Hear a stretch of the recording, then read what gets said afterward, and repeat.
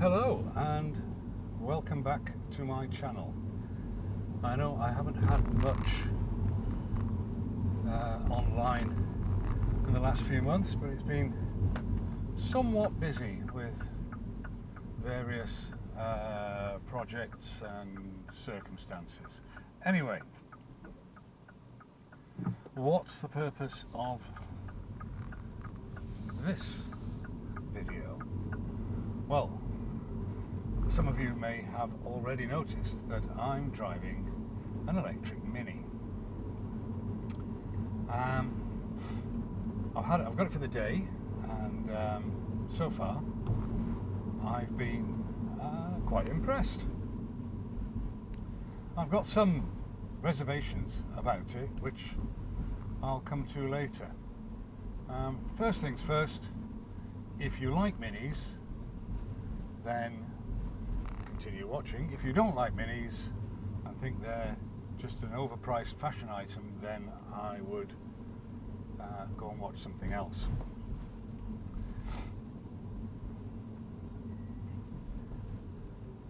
My usual car is a Mini F56 Cooper S. That's the Gen 3 with a 2-litre engine, turbocharged.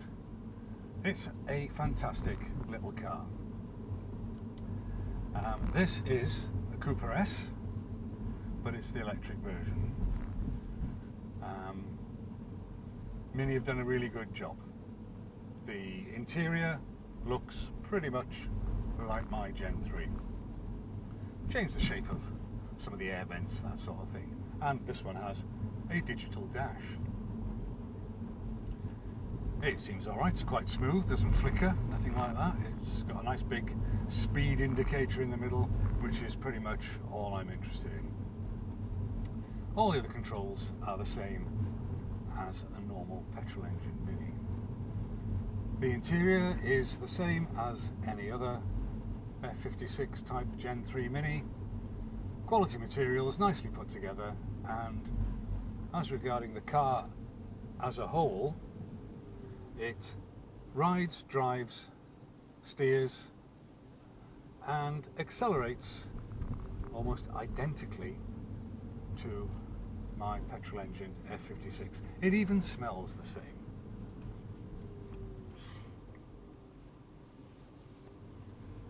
A couple of things regarding the interior though. These seats, these are very definitely not part leather. This is PVC, and quite obviously PVC. Sorry, hang on, not PVC. Vegan leather, I've no doubt. Anyway, these are quite obviously plastic.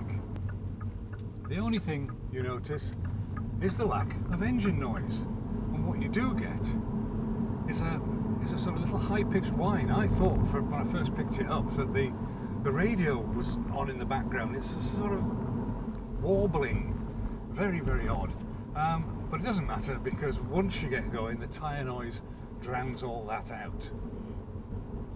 And I must say, this is wearing some Hankook tyres, and I have Hankooks on my Mini, slightly different tread pattern, but these are really quite noisy. So as a car, I have absolutely no qualms. It is, if you like driving a Mini, then you'll like driving this. I was quite heartened to when I got in it to see that Mini have not bothered with the sort of neck snapping acceleration off the line that sort of most electric cars tend to brag about. I mean, particularly Tesla. I've driven a Model Y, and a great big 2-ton bus that it is. When you floor it, it really is impressive the way it accelerates, certainly up to sort of 60-70 miles an hour. It is very, very impressive. The rest of the car, not so much so. But I was glad to see that Mini had not gone down that route with this car. This car accelerates pretty much as my Cooper S does. But anyway, I've had it, and I got it for the day as a car, and I've had quite a busy day. I had a job to go to in the morning, and then my wife and I had to go on some errands, a solicitor, the financial advisor, then she wanted to return some clothes at Next, and various sort of jobs like that. So we've been back and forth across town, and I decided I'd just drive the car as I would drive my petrol engine car. So I didn't try to be green and save save battery charge. I just drove the car as I would drive my car. So that's around town, usual sort of traffic, then a bit of dual carriageway, and again around town a bit, and then there was a little bit of sort of B road, and adhering to speed limits as I would normally. When I picked the car up, it had 82 miles range showing. I'm currently now, after driving around all morning in it, I'm currently at 57. So I haven't taken a tally on the miles I've done, but basically as I've just been driving across town, I've not done probably much more than about 15 miles. So this is either my driving style or the way the battery is managed. Possibly a bit of both, I don't know. And that's the thing that really bugs me about this car. It's not cheap. I checked the price this morning of a car in this spec, and it's £32,500. That's a lot of money for a car which, in my opinion, is really only suitable for your sort of urban commute. If you commuted 20 miles to work a day, or even 40 miles to work a day, and a bit of running around in the evenings or the weekends and things like that, then the range, which is probably usable, I would say on a full charge, you can probably get 100 miles from it. That's what they told me when I picked it up, that it had a range of 100 miles. In actual fact, as I say, it had 82, so they were a bit short. But a longer journey, and you're really going to be finding it difficult to sort of avoid the range anxiety. One of the trips that we like to go out and drive on a weekend or a day off, just for the purpose of driving, takes us across the North York Moors and around there. So fast chargers are a little bit scarce, and the route we do is close to 100 miles over the course of the day. Now that's seriously going to get your bum twitching like a rabbit's nose towards the end of the trip. So you would be paying £32,000 for a car that you can't really drive everywhere with sort of confidence and pleasure, because if you're having to drive with an eye on getting the range, then you're not going to enjoy the acceleration and the handling that a Mini gives you. Around town, I could not fault it. It's really easy to drive.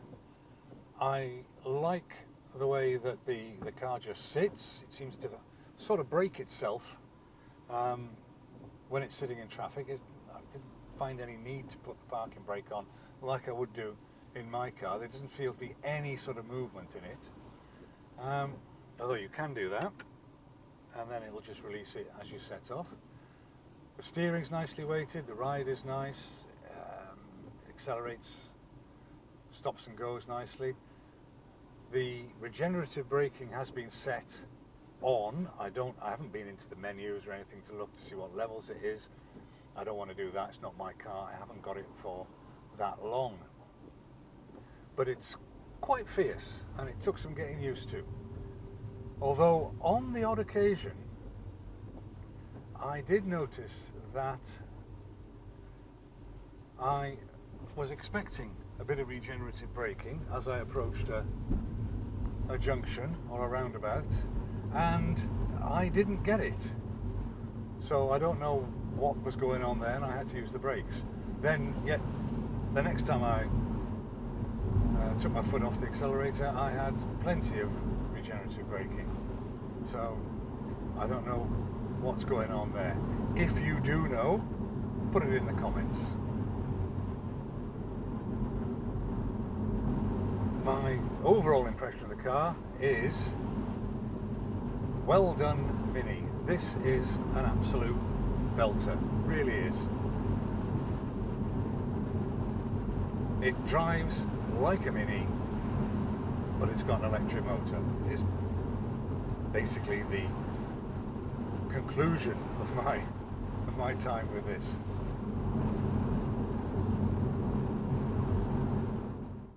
So if this car had a greater range and a better battery technology, I think we'd be pretty much there. I'm not sure much more can be done, not dramatically, using the present battery chemistry, because it's been around commercially in various things for 30 odd years, and we haven't seen dramatic gains in energy density over that time. So whether there's new technology in the offing soon, I don't know. If you do, please let me know in the comments, and I'll be very interested to find out. Oh, it's getting busy now. Typical York traffic on a Friday afternoon. Everybody's on flexi time, knocking off early. So sitting in traffic, like I am now, crawling along, this car is absolute joy to drive. 1 foot driving, I'm getting plenty of regen braking now. It's rather lovely. Will I miss it when I pick up my Cooper S shortly?